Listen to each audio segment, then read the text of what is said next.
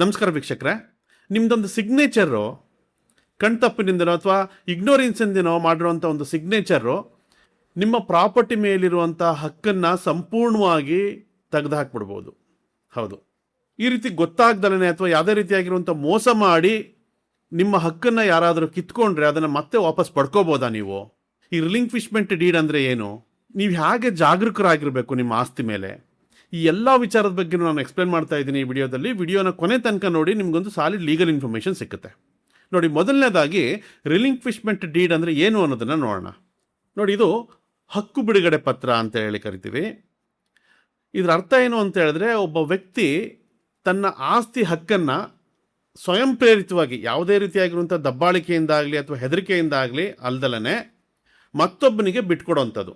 ಮತ್ತೊಬ್ಬ ಯಾರಾಗಿರಬೇಕು ಅಂತ ಹೇಳಿದ್ರೆ, ಆ ಪ್ರಾಪರ್ಟಿ ಮೇಲೆ ಆಲ್ರೆಡಿ ಅವನಿಗೆ ರೈಟ್ಸ್ ಇರಬೇಕು.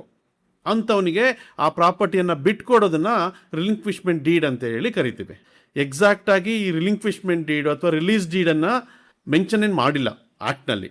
ಆದರೆ ನಮ್ಮ ವ್ಯವಸ್ಥೆ ರಿಜಿಸ್ಟ್ರೇಷನ್ ಪ್ರೋಸೆಸ್ನಲ್ಲಿ ಇದೊಂದು ಅಡಾಪ್ಟ್ ಮಾಡ್ಕೊಂಡಿದ್ವಿ. ಇದಕ್ಕೆ ತಕ್ಕಂಗೆ ಹಲವಾರು ಸುಪ್ರೀಂ ಕೋರ್ಟ್ ಮತ್ತು ಹೈಕೋರ್ಟ್ ಜಡ್ಜ್ಮೆಂಟ್ಗಳು ಸಹ ಬಂದಿವೆ.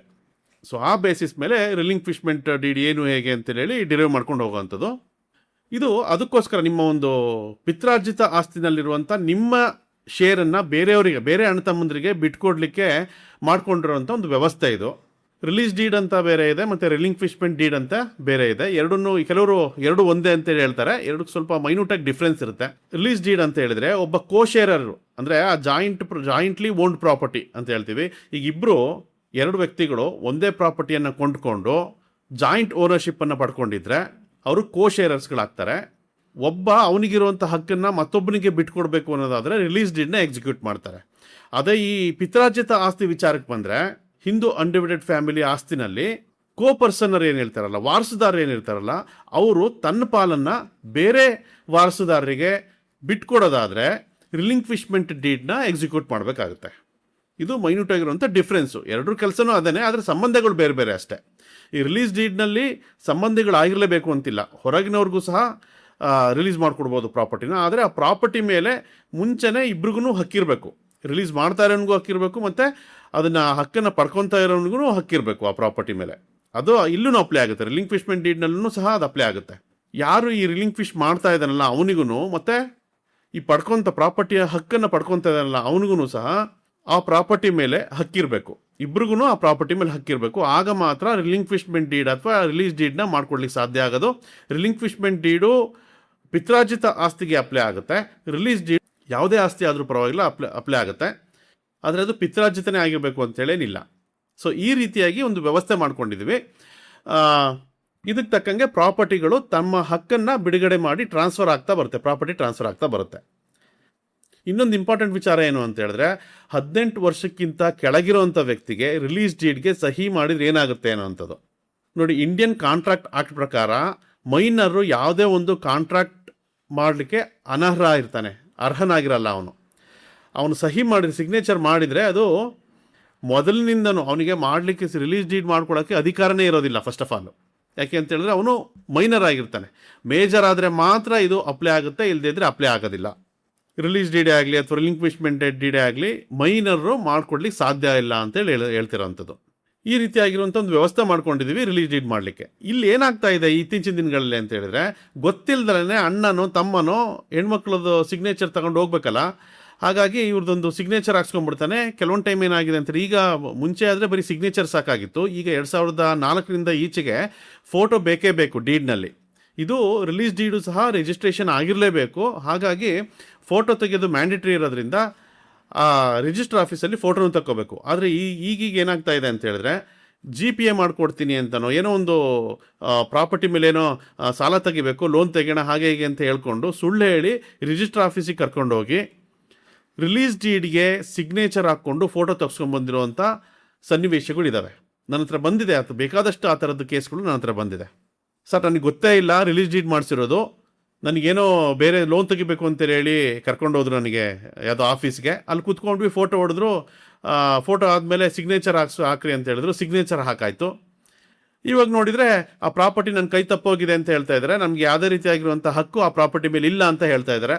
ಏನು ಮಾಡೋದು ಹೇಗೆ ಅಂತೇಳಿ ನೋಡಿ, ಈ ಥರ ಒಂದು ಮೋಸ ಮಾಡಿಬಿಟ್ಟು ರಿಲೀಸ್ ಡೀಡ್ ಮಾಡ್ಕೊಂಡಿದ್ರೆ ಅಥವಾ ರಿಲಿಂಕ್ವಿಶ್ಮೆಂಟ್ ಡೀಡ್ ಮಾಡ್ಕೊಂಡಿದ್ರೆ ಅದಕ್ಕೇನಾದರೂ ಪರಿಹಾರ ಇದೆಯಾ ಅನ್ನೋದನ್ನು ನೋಡೋಣ.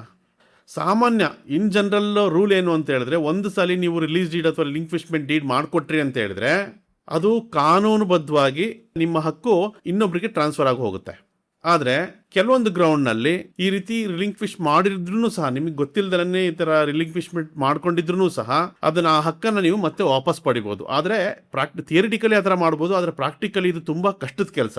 ನೀವೇನಾದರೂ ತೀರಾ ಅನ್ಎಜುಕೇಟೆಡ್ ಆಗಿ ನಿಮಗೆ ಗೊತ್ತೇ ಇಲ್ಲ, ಏನೋ ಒಂದು ಬಲವಂತದಿಂದ ಸಿಗ್ನೇಚರ್ ಹಾಕ್ಸ್ಕೊಂಡಿದ್ದಾರೆ ಅಂತ ಹೇಳಿದ್ರೆ ಅದು ಬೇರೆ ಪ್ರಶ್ನೆ. ಇನ್ ಜನರಲ್ ಆಗಿ ಏನು ಅಂತ ಹೇಳಿದ್ರೆ, ಒಂದು ಸಲ ನೀವು ರಿಲಿಂಕ್ವಿಶ್ಮೆಂಟ್ ಡೀಡ್ ಮಾಡಿಕೊಟ್ಟ ಮೇಲೆ ಅಥವಾ ರಿಲೀಸ್ ಡೀಡ್ ಮಾಡಿಕೊಟ್ಟ ಮೇಲೆ ಸಂಪೂರ್ಣವಾಗಿ ನಿಮ್ಮಿಂದ ಹಕ್ಕು ಮತ್ತೊಬ್ಬರಿಗೆ ಟ್ರಾನ್ಸ್ಫರ್ ಆಗಿಬಿಡುತ್ತೆ. ಆ ಹಕ್ಕು ಆ ಪ್ರಾಪರ್ಟಿ ಮೇಲೆ ನಿಮಗೆ ಇರೋದಿಲ್ಲ. ಆದರೆ ಕೆಲವೊಂದು ಸಂದರ್ಭಗಳಲ್ಲಿ ಆ ಡೀಡ್ನ ಕ್ಯಾನ್ಸಲ್ ಮಾಡಿಸ್ಬೋದು. ಅದು ಯಾವಾಗ ಅಂತ ಹೇಳಿದ್ರೆ ಕೊಯಿರ್ಜನ್ ಅಂತ ಹೇಳ್ತೀವಿ, ಬಲವಂತದಿಂದ ಮಾಡಿಸ್ಕೊಂಡಿರುವಂಥದ್ದು. ಯಾವಾಗಲೂ ಯಾವುದೇ ಡೀಡ್ ಆಗಲಿ ಸ್ವಇಚ್ಛೆಯಿಂದ ಮಾಡಿಕೊಟ್ಟಿರ್ಬೇಕು. ಆದರೆ ಯಾರದ್ದೇ ಒಬ್ಬ ಬಲವಂತದಿಂದ ಏನಾದರೂ ನೀವು ಮಾಡಿಕೊಟ್ಟಿದ್ರೆ ಅದನ್ನು ಕ್ಯಾನ್ಸಲ್ ಮಾಡಿಸ್ಬೋದು. ಅಂದರೆ ನಿಮ್ಮನ್ನು ಬೆದರಿಸೋದು, ಹೊಡೆಯೋದು ಮತ್ತು ಅವಮಾನ ಮಾಡೋದು, ಈ ಥರ ಎಲ್ಲ ಮಾಡಿಬಿಟ್ಟು ನೀವು ಏನಾದರೂ ಸಹಿ ಹಾಕಿದರೆ ಅದನ್ನು ವಾಪಸ್ ತರ್ಬೋದು ಅಂತ ಹೇಳ್ತೀವಿ. ಆದರೆ ಪ್ರಾಕ್ಟಿಕಲಿ ಇದು ತುಂಬ ಕಷ್ಟ ಪ್ರೂವ್ ಮಾಡೋದು. ಇದು ಥಿಯರಿಟಿಕಲಿ ಬಲವಂತವಾಗಿ ಮಾಡಿಕೊಂಡಿರುವಂಥ ರಿಲಿಂಕ್ವಿಶ್ಮೆಂಟ್ ಡೀಡ್ನ ನಾವು ಕ್ಯಾನ್ಸಲ್ ಮಾಡ್ಬೋದು ಅಂತ ಹೇಳಿದರೂ ಸಹ ಪ್ರಾಕ್ಟಿಕಲಿ ಕೋರ್ಟ್ನಲ್ಲಿ ಈ ಬಲವಂತನ ಪ್ರೂವ್ ಮಾಡೋದು ತುಂಬ ಕಷ್ಟದ ಕೆಲಸ. ನೀವು ಎಚ್ಚರಿಕೆಯಿಂದ ಇದನ್ನೆಲ್ಲನೂ ವಿಚಾರ ಮಾಡಬೇಕಾಗತ್ತೆ. ಮತ್ತು ಇನ್ನೊಂದು ಗ್ರೌಂಡ್ ಏನು ಅಂತ ಹೇಳಿದ್ರೆ, ಫ್ರಾಡ್ ಮಾಡಿರುವಂಥದ್ದು, ಮೋಸದಿಂದ ನಿಮಗೆ ಒಂದು ಸಿಗ್ನೇಚರನ್ನು ಹಾಕ್ಸ್ಕೊಂಡಿರುವಂಥದ್ದು. ಈ ರೀತಿ ಒಂದು ಸಂದರ್ಭದಲ್ಲಿ ಮಾತ್ರ ಆ ಒಂದು ರಿಲಿಂಕ್ವಿಶ್ಮೆಂಟ್ ಡೀಡ್ನ ಕ್ಯಾನ್ಸಲ್ ಮಾಡಿಸ್ಕೊಂಡು ಮತ್ತೆ ನಿಮ್ಮ ಹಕ್ಕನ್ನು ನೀವು ಮರುಸ್ಥಾಪನೆ ಮಾಡ್ಕೋಬೋದು. ಆದರೆ ನಾನು ಆಗಲೇ ಹೇಳ್ದಂಗೆ ಇದು ಕೋರ್ಟ್ನಲ್ಲಿ ತುಂಬ ಕಷ್ಟದ ಕೆಲಸ ಇದನ್ನು ಪ್ರೂವ್ ಮಾಡುವಂಥದ್ದು. ಹಾಗಾಗಿ ಸಿಗ್ನೇಚರ್ ಹಾಕಬೇಕಾದ್ರೆ ನೀವು ತುಂಬ ಎಚ್ಚರಿಕೆಯಿಂದ ಇರಬೇಕು. ಮತ್ತು ಸಬ್ ರಿಜಿಸ್ಟರ್ ಆಫೀಸ್ಗೆ ಏನಾದರೂ ನಿಮ್ಮನ್ನು ಕರ್ಕೊಂಡು ಹೋದರೆ ಯಾಕೆ ಕರ್ಕೊಂಡು ಹೋದ್ರು, ಏನು, ಮತ್ತು ನೀವು ಸಿಗ್ನೇಚರ್ ಹಾಕ್ತಾ ಇರೋದು ಯಾವ ಪೇಪರಿನ ಮೇಲೆ ಅನ್ನೋದನ್ನು ನೀವು ತಿಳ್ಕೊಂಡೇ ಸಿಗ್ನೇಚರ್ ಹಾಕಬೇಕಾಗತ್ತೆ. ಆ ಥರ ಒಂದು ಡಾಕ್ಯುಮೆಂಟ್ ಬಂತು ಅಂತ ಹೇಳಿದರೆ ಆ ಡಾಕ್ಯುಮೆಂಟ್ನ ನಿಮ್ಗೆ ಹತ್ತಿರದಲ್ಲಿರುವಂಥ ಒಬ್ಬ ಅಡ್ವೊಕೇಟ್ಗೆ ತೋರಿಸಿ ಏನು ಹೇಳ್ತೀವಿ, ಇಂಗ್ಲೀಷ್ನಲ್ಲಿ ಇತ್ತು ಅಂತ ಹೇಳಿದ್ರೆ ಕೆಲವರಿಗೆ ಗೊತ್ತಾಗಲ್ಲ ಪಾಪ.